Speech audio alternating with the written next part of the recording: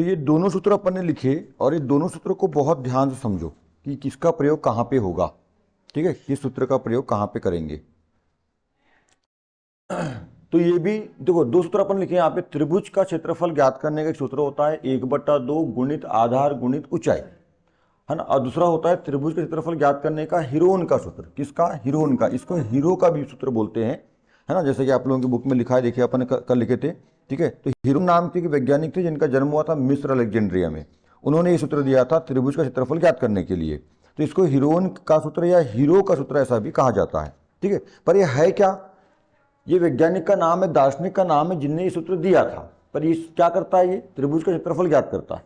ये जो सूत्र है त्रिभुज का क्षेत्रफल ज्ञात करने का सूत्र है। अब अपने पास दो सूत्र हो गए। त्रिभुज का क्षेत्रफल ज्ञात करने के अपने पास कितने सूत्र हो गए? दो।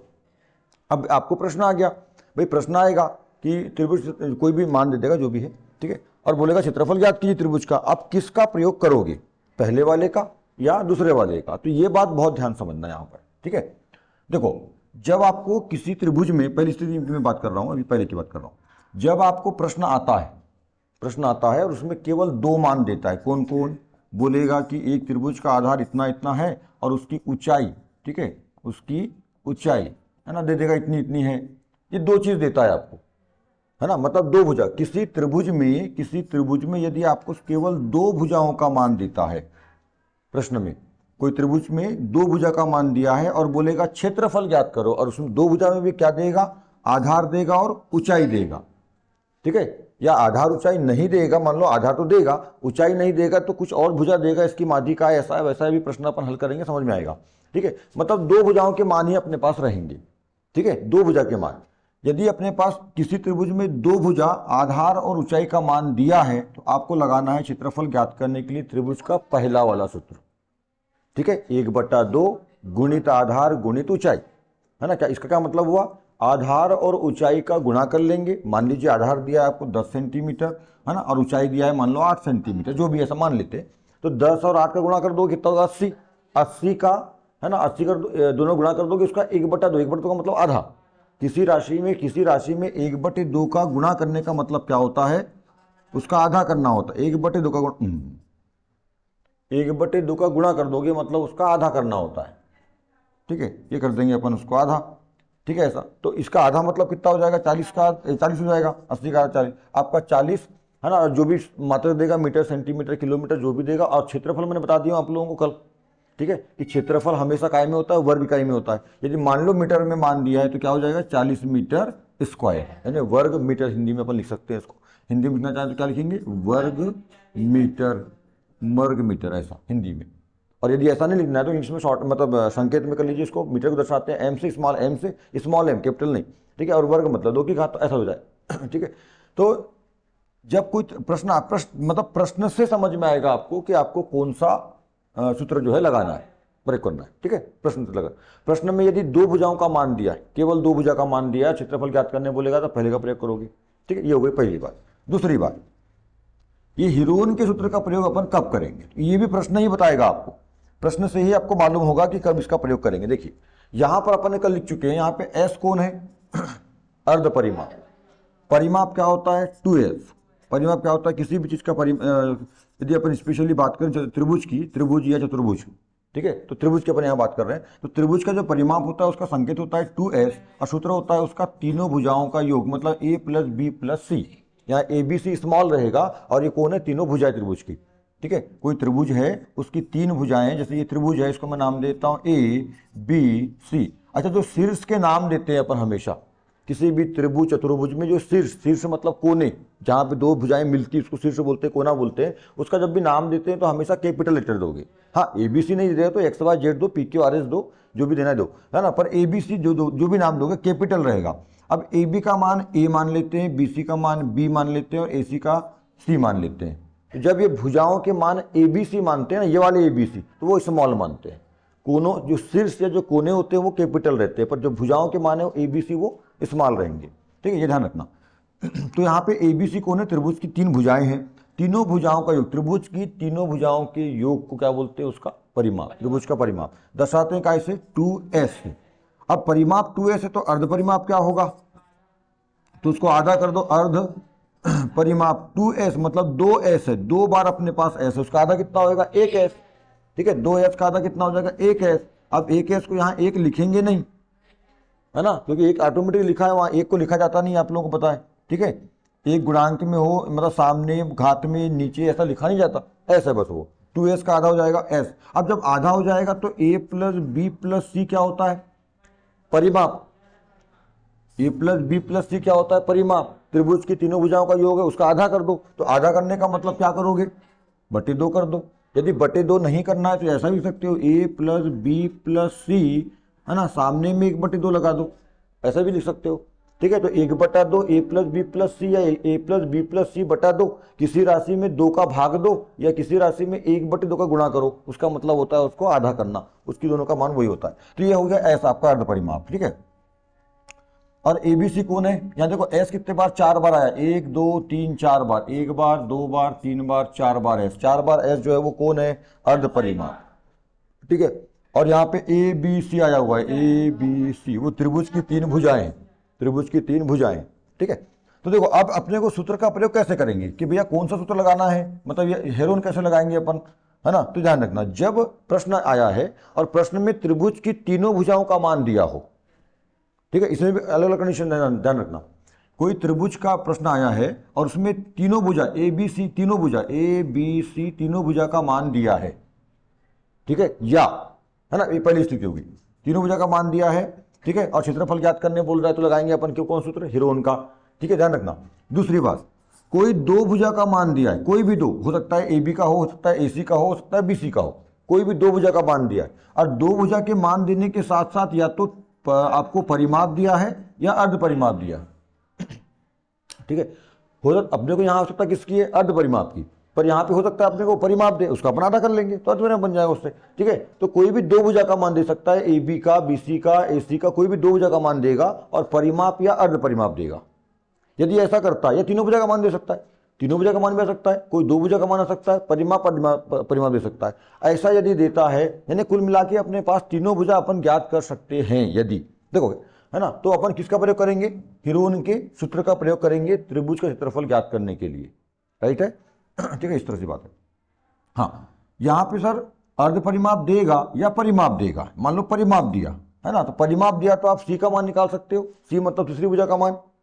परिमाप का मतलब क्या होता है, तीनों भुजाओं का योग। यदि आपको यह बता दिया जाए कि भी तीनों भुजाओं का योग 100 है, समझना, तीनों भुजाओं का योग 100 है और 2 भुजा का मान आपको पहले से मालूम है, एक भुजा मान लीजिए 30 सेंटीमीटर है या जो भी है, और एक भुजा है मान लीजिए 40 सेंटीमीटर। तो बताओ मेरे को तीसरी भुजा का मान, सी का मान कितना होगा, 30 होगा, क्योंकि ये दोनों को जोड़ देंगे और उसमें 100 में से माइनस कर देंगे, निकल जाएगा। समझ में आ रही बात। यदि मान लो आपको अर्ध परिमाप दिया, यदि परिमाप नहीं दिया, क्या दिया है आपको, अर्ध परिमाप दिया है ना, अर्ध परिमाप जो भी है वो दे। अब माना अर्ध परिमाप कितना दिया है, 50 दिया है, समझ लो, अर्ध परिमाप कितना दिया है 50, है ना, 100 नहीं है 50 है, उसको अपन कर देंगे।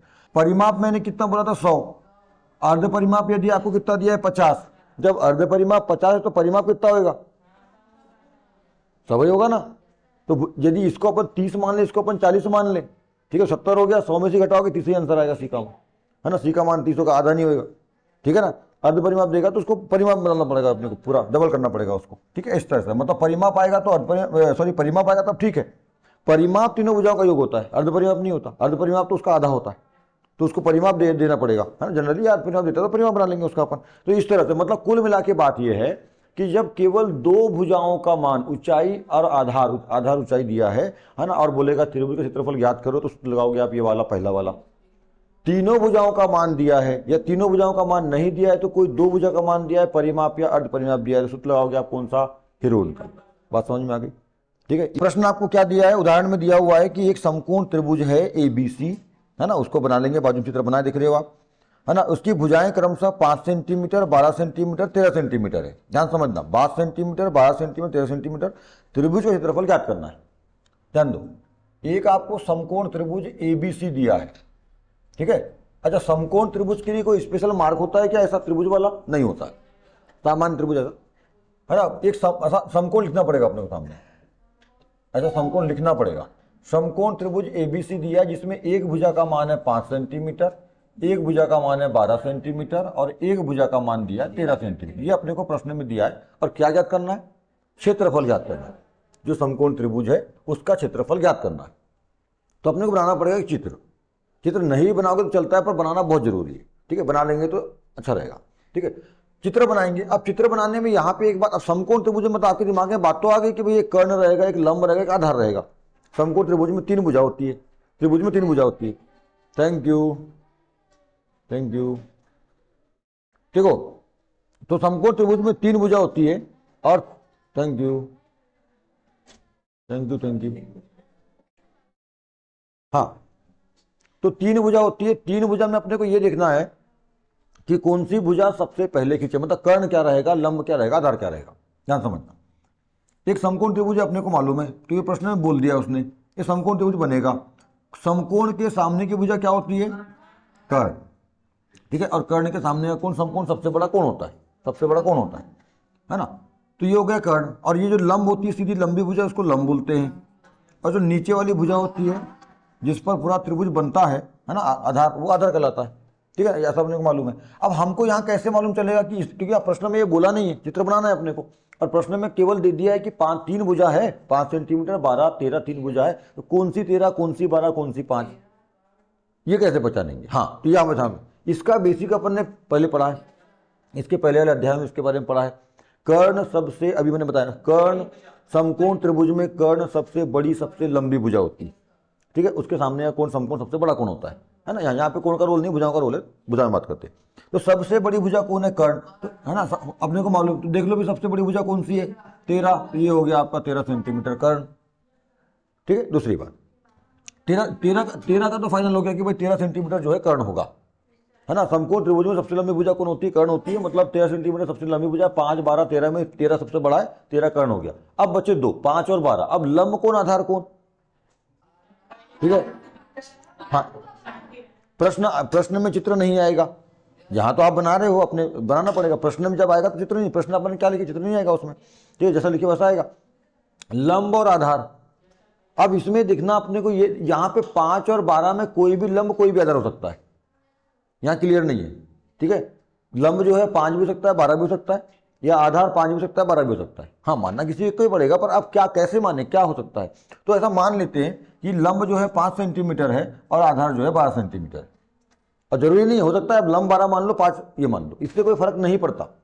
चित्र देखो जैसा बनाया ना वहां पे, वैसा चित्र मत बनाओ, पुस्तक में जैसा बनाया है वो, क्योंकि आपके दिमाग में समकोण त्रिभुज कैसा बसा हुआ है और उसने कैसा बनाया, उसको सुला दिया है ऐसा, तो वो थोड़ा दिक्कत करेगा। तो अपन क्या करते हैं, चित्र ऐसा वाला बना लेते हैं। ठीक है, जरूरी नहीं पुस्तक में जैसा बनाया वैसा बनाना, है ना। अपन ऐसा बना लेते हैं। इसको क्या करेंगे, देखो ऐसा बना लो। ठीक है, इसको नाम देते हैं ABC। यहाँ बन जाएगा समकोण। जो बन गया समकोण, सबसे लंबी भुजा 13 सेंटीमीटर कर्ण है, इसको ले लेना। 13 सेंटीमीटर ये क्या है, कर्ण है। ठीक है, 12 सेंटीमीटर आधार, इसको ले लेते हैं। 12 सेंटीमीटर आधार दर्शा दो, और ये हो जाएगा लंब, ये बचेगा 5 सेंटीमीटर। चित्र बना लो इस तरह से, पुस्तक में जैसा, हाँ ऐसा, क्योंकि अपने दिमाग में जनरली ऐसा वैसा ही बनाओ, चले कोई दिक्कत नहीं है, पर ऐसे ही बना सकते हो क्योंकि दिमाग में ऐसा। एक बात और समझना है, समझो पहले समझो। सबसे लंबी भुजा दिख रही है, चित्र में दिखना भी चाहिए, जैसा है वैसा दिखना भी चाहिए, है ना। उसके बाद बताओ सबसे लंबी भुजा, इसके बाद कौन सी दिख रही है, दिख रही है ना लंबी। अच्छा, कि ये 12 सेंटीमीटर है, ऐसा नापना भी नहीं है, अनुमानित लेना है। पर भाई 5 सेंटीमीटर और 12 सेंटीमीटर में 12 लंबी तो दिखे। अब मान लो इधर मेरी बात समझना, यदि हम चित्र बना रहे हैं, देखो इधर हमने चित्र बना लिया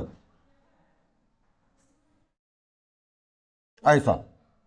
अब देखो जी, ये भी समकोण त्रिभुज है, ये बनाया ना मैंने, क्या है ये समकोण त्रिभुज। पर यहां समझना, ये 13 सेंटीमीटर है, ठीक है।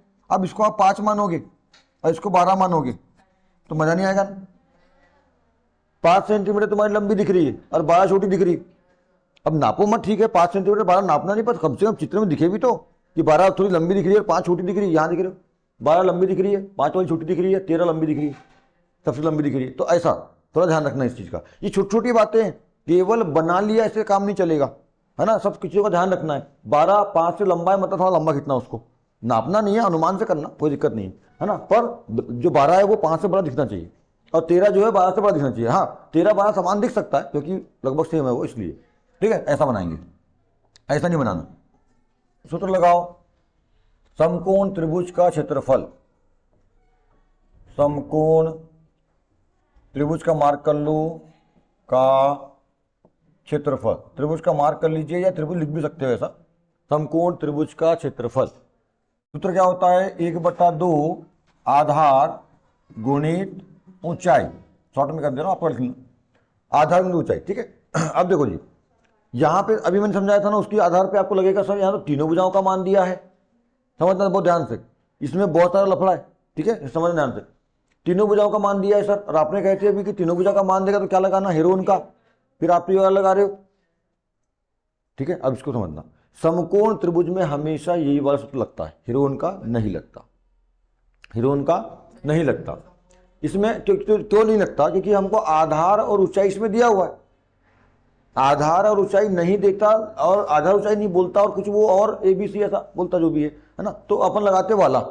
यहाँ पे समकोण त्रिभुज का क्षेत्रफल ज्ञात करना है तो हमेशा 1/2 गुणित आधार गुणित ऊंचाई सूत्र लगता है। ठीक है, ये लगता है हमेशा। क्यों लगता है, देखो आधार हमारे पास है 12 सेंटीमीटर, और ऊंचाई, लंब का मतलब क्या है, लंब मतलब लंबा है, तो ऊंचा हो गया, इसको ऊंचा बोल देंगे ना अपन। किसी आदमी को बोलते बड़ा लंबा है यार, उसी को क्या बोल देते हैं, बड़ा ऊंचा है, कल ही बता देंगे इसमें मैंने। ठीक है, टाल मतलब ऊंचा। ठीक है, ऐसा लॉन्ग मतलब लंबा। तो जो जैसे बोले ना कोई आदमी बड़ा लंबा है तो क्या बोल सकते हैं, बड़ा ऊंचा है, बहुत ऊंचा आदमी है, बहुत लंबा आदमी, तो लंबा ऊंचा ऐसा।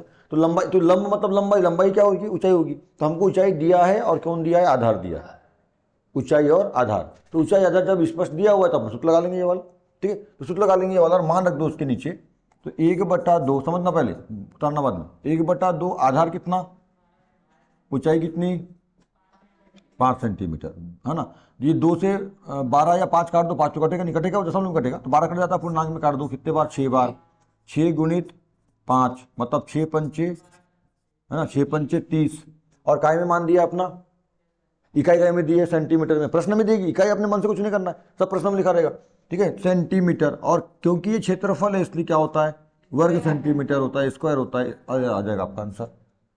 ये क्या ज्ञात करना है, बड़ा सिंपल है, बहुत सिंपल है, बहुत सिंपल अध्याय है। ठीक है, समकोण त्रिभुज क्षेत्रफल ज्ञात करना है 30 सेंटीमीटर स्क्वायर। मतलब क्षेत्रफल क्या होता है समझना, यहाँ पे इसको मैं छायांकित कर रहा हूँ। ठीक है, समझना, इसको आपको करना नहीं है, मैं यहाँ कर दे रहा हूँ, कर रहा हूँ, आपको नहीं करना है। देखो ये जो अंदर का भाग है ना, ये किसी भी त्रिभुज या किसी भी आकृति का जो अंदर का भाग होता है, 3 भुजाओं से घिरा जो क्षेत्र है उसी को बोलते हैं उसका क्षेत्रफल। ये जो 3 भुजाओं ने जितना भाग, जितना क्षेत्र घेरा है वही उसका क्या क्षेत्र, ये अंदर का भाग, ये अंदर का जो भाग है ना वो है उसका क्षेत्रफल। ये जो अंदर का भाग है वो है उसका क्षेत्रफल।